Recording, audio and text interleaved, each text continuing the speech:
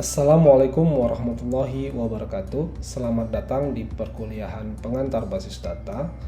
Pada pertemuan 2 kali ini kita akan membahas dasar-dasar basis data, mulai dari konsep, aplikasi hingga metode perancangan database.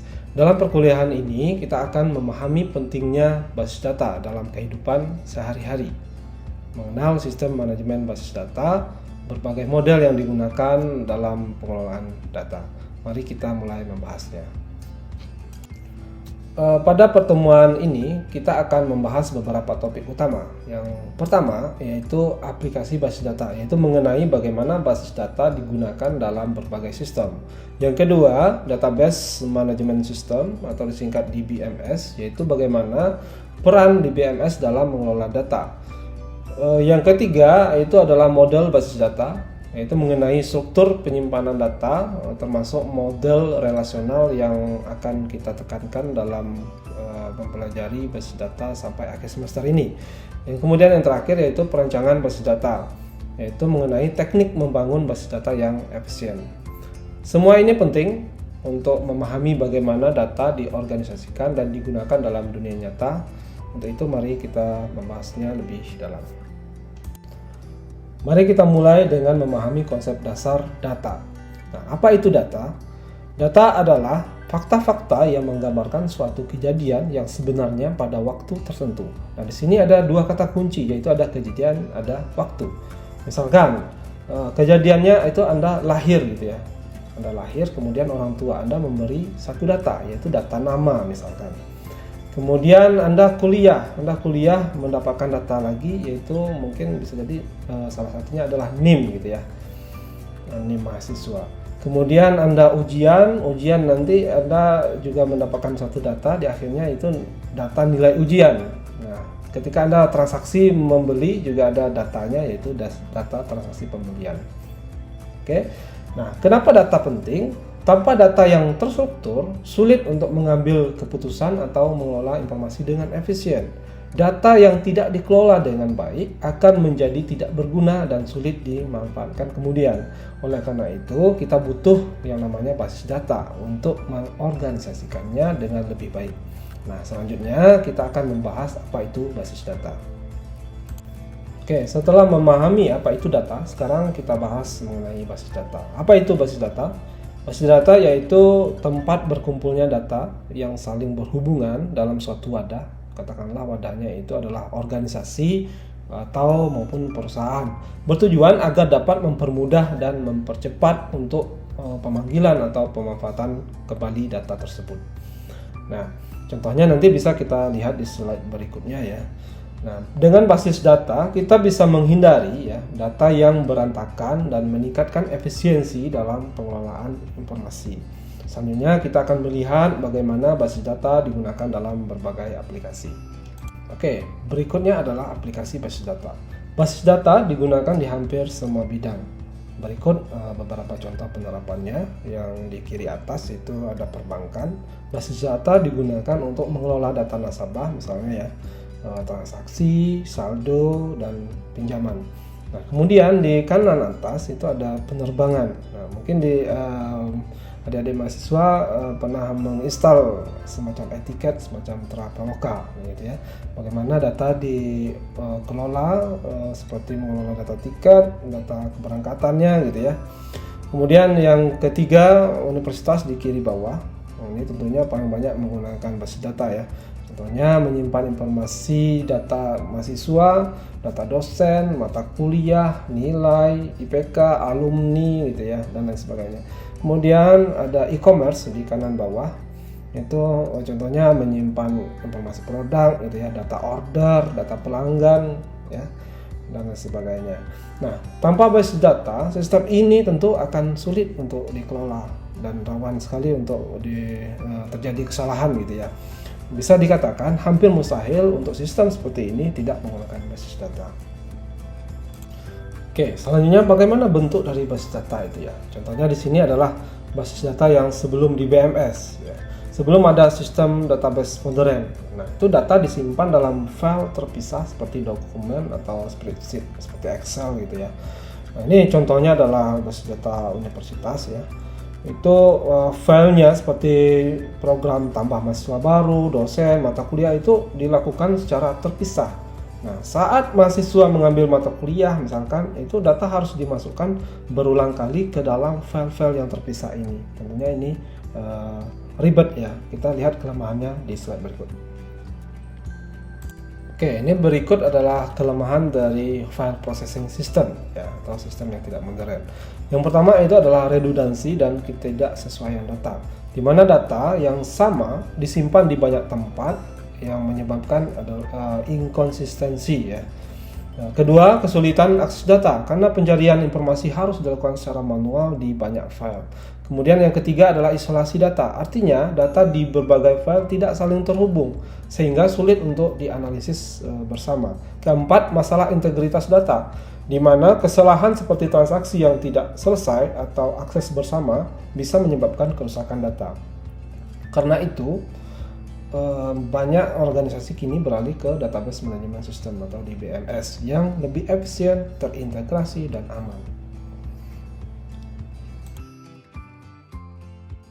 Oke, sesuai dengan tujuannya bahwa DBMS adalah sistem yang mengelola data agar lebih terstruktur dan efisien, maka kelebihan DBMS ini adalah yang pertama, satu, performance, bahwa DBMS membuat penyimpanan data lebih efisien dan menghemat penggunaan memori. Yang kedua itu adalah masalah integritas, di mana DBMS ini mengurangi duplikasi data atau yang disebut dengan redundansi ya, sehingga data lebih rapi dan akurat. Yang ketiga itu adalah independensi. Nah, struktur data bisa diubah tanpa mengganggu dari sistem yang sudah berjalan. Kemudian yang keempat adalah sentralisasi. Semua data tersimpan di satu tempat sehingga lebih mudah diakses oleh banyak pengguna. Kemudian yang terakhir adalah masalah security. Nah, DBMS memungkinkan kita mengatur siapa saja yang boleh mengakses atau mengubah data, meningkatkan keamanan. Nah, singkatnya, DBMS membantu kita mengelola data dengan lebih cepat, aman, dan terorganisir. Oke, berikutnya dalam database management system ada yang namanya level abstraksi. Nah, ini bertujuan untuk menyederhanakan cara pengguna melihat data tanpa perlu memahami detail teknis di belakangnya. Yang dilakukan oleh DBMS itu yang pertama adalah menyederhanakan tampilan data.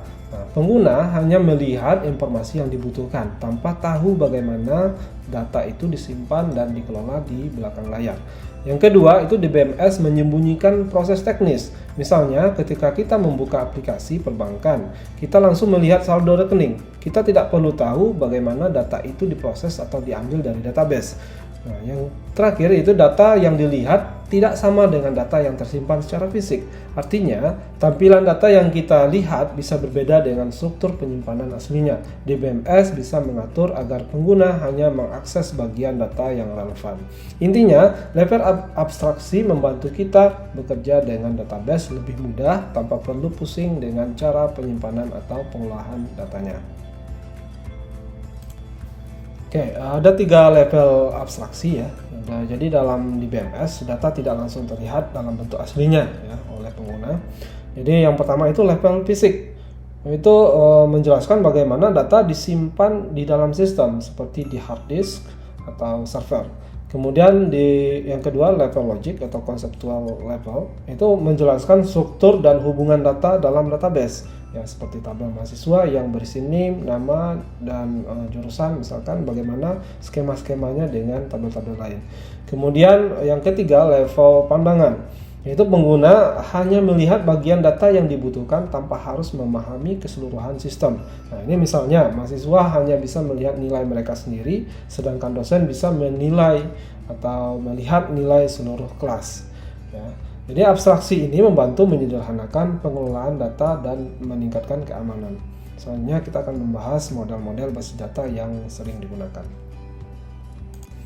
Agar data bisa terorganisir dengan baik, kita menggunakan model basis data. Model ini menentukan bagaimana data disusun dan dihubungkan dalam sebuah sistem.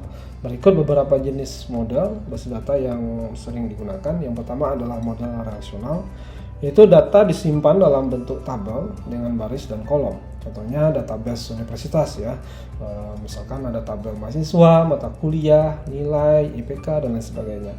Kemudian model entity relationship atau disingkat ER. yaitu menggunakan diagram untuk menggambarkan hubungan antar data. Contohnya mahasiswa sebagai entitas yang memiliki hubungan dengan mata kuliah atau entitas mata kuliah. Kemudian model berbasis objek. Nah, ini menggunakan konsep Object Oriented Programming atau disingkat OOP dalam pengelolaan datanya. Kemudian yang berikutnya itu nomor 4, model objek relasional. Ini merupakan model kombinasi model relasional dengan berbasis objek. Nah, ini untuk fleksibilitas yang lebih baik. Kemudian model semi struktur ya. Tadi model rasional, IR, object oriented itu adalah model terstruktur. Nah, yang model semi struktur itu data tidak harus dalam tabel, tapi bisa dalam format seperti XML, JSON. Nah, salah satu yang menggunakan database jenis ini adalah database sosial media seperti Twitter, Facebook, IG, dan lain sebagainya. Nah, setiap model ini memiliki kelebihan masing-masing sesuai dengan kebutuhan sistem. Jadi tidak semua sistem itu harus relasional atau sebaliknya tidak melulu harus semi struktur. Nah, selanjutnya kita akan bahas lebih detail tentang model relasional. Berikutnya adalah model relasional. Model relasional adalah yang paling umum digunakan dalam basis data. Nah, apa itu model relasional? Yaitu bahwa data disimpan dalam bentuk tabel yang terdiri dari baris atau disebut dengan record, kemudian kolom atau disebut dengan atribut. Nah, setiap tabel ini memiliki kunci utama atau primary key untuk mengidentifikasi data secara unik. Contohnya tabel instruktur dan tabel departemen yang mana primary key-nya adalah ID untuk instruktur, kemudian department name untuk tabel departemen. Nah, tabel-tabel ini juga bisa dihubungkan melalui foreign key. Misalkan di tabel instruktur itu ada department name, itu adalah foreign key dari tabel departemen gitu ya. Nah, karena strukturnya yang jelas, model ini memudahkan pengelolaan data secara efisien. Nah, selanjutnya kita akan bahas mengenai bagaimana mengelola data di dalam DBMS.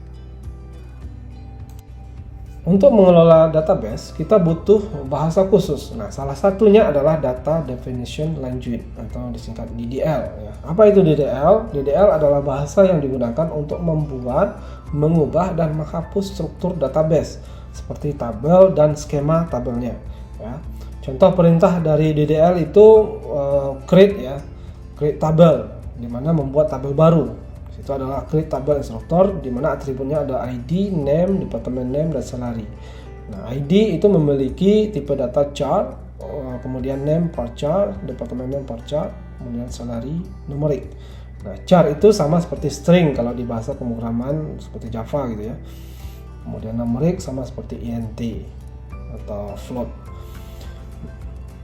Nah, DDL ini hanya digunakan untuk mengatur struktur database, bukan untuk mengelola isi datanya. Nah, selanjutnya kalau untuk mengelola kita akan bahas bahasa untuk DML atau untuk memanipulasi data. Oke, setelah struktur database dibuat dengan DDL, kita butuh cara untuk mengolah data di dalamnya. Disinilah peran dari DML atau Data Manipulation Language. Nah, apa itu DML? DML adalah bahasa yang digunakan untuk menambah, mengubah, menghapus, dan mengambil data dalam database. Nah, contohnya kalau untuk menambah data itu ada namanya keyword insert insert into table. Nah, itu untuk menambahkan suatu data ke dalam tabel. Nah, DML memungkinkan kita mengelola isi database secara fleksibel dan dinamis. Nah, selanjutnya kita akan bahas bagaimana cara merancang database yang baik. Oke, saat membuat basis data, kita tidak bisa asal menyusun tabel. Perencangan basis data yang baik akan membuat sistem lebih efisien, mudah dikelola, dan bebas dari masalah data. Dalam perencangan basis data, ada 3 aspek utama yang harus dipertimbangkan. Yang pertama adalah proses perancangannya. Yang ada 2, yaitu perencangan secara logika, yaitu bagaimana menentukan skema basis data. Kemudian perancangan secara fisik atau infrastruktur memutuskan tata letak fisik dari basis data. Nah, berikutnya adalah keputusan bisnis, berfokus pada kebutuhan pengguna dan tujuan organisasi. Contoh, dalam sistem akademik, keputusan bisnis mencakup data apa yang harus disimpan. misalnya data mahasiswa, dosen, mata kuliah, dan nilai. Bertujuan agar database mendukung proses bisnis dengan efisien, seperti pendaftaran mahasiswa atau pembuatan transkrip nilai. Kemudian adalah keputusan ilmu komputer, berfokus pada desain teknis dan efisiensi sistem. Contoh, bagaimana data disimpan, bagaimana mengoptimalkan kecepatan akses, termasuk pemilihan di BMS, indeks, relasi tabel, dan normalisasi data untuk menghindari duplikasi dan meningkatkan performa. Singkatnya, keputusan bisnis menentukan apa yang dibutuhkan, sedangkan keputusan ilmu komputer menentukan bagaimana cara terbaik mengelolanya. Oke, dalam merancang basis data, kita perlu metode yang terstruktur agar data lebih terorganisir dan mudah dikelola. Nah, berikut dua metode utama. Yang pertama adalah Entity Relationship Model atau ERD. ERD ini menggunakan diagram Entity Relationship ya atau diagram ER untuk menggambarkan hubungan antar data. Misalkan bagaimana hubungan mahasiswa dan kuliah nanti akan digambarkan dalam bentuk diagram seperti ada elips, ada kotak gitu untuk menggambarkan entitasnya gitu ya. Kemudian teori normalisasi itu proses untuk mengoptimalisasi dari hasil perancangan kita. Misalkan apa yang kita rancang menggunakan ERD itu belum tentu optimal, maka kita butuh teori normalisasi untuk menormalkan tabel atau database kita. Nah, termasuk nanti proses untuk menghilangkan redundansi, melibatkan beberapa bentuk normalisasi, misalkan 1NF atau first normal form, ya bentuk normal pertama, kedua, ketiga, ya, yang menyusun tabel agar tidak terjadi anomali saat data diperbarui atau dihapus. Nah, dengan metode ini basis data menjadi lebih rapi, efisien, dan mudah dikelola. Nah, perlu informasi bahwa kita untuk perancangan itu akan kita bahas lebih dalam setelah UTS. Ya, jadi sebelum UTS itu kita lebih fokus ke teknis membuat database ya dengan menggunakan MySQL. Oke, demikian saja materi kita hari ini. Terima kasih sudah menyaksikan video ini. Semoga materi yang telah disampaikan bermanfaat untuk Anda. Jika ada pertanyaan atau ingin berdiskusi lebih lanjut, silakan tinggalkan komentar di bawah. Wassalamualaikum warahmatullahi wabarakatuh.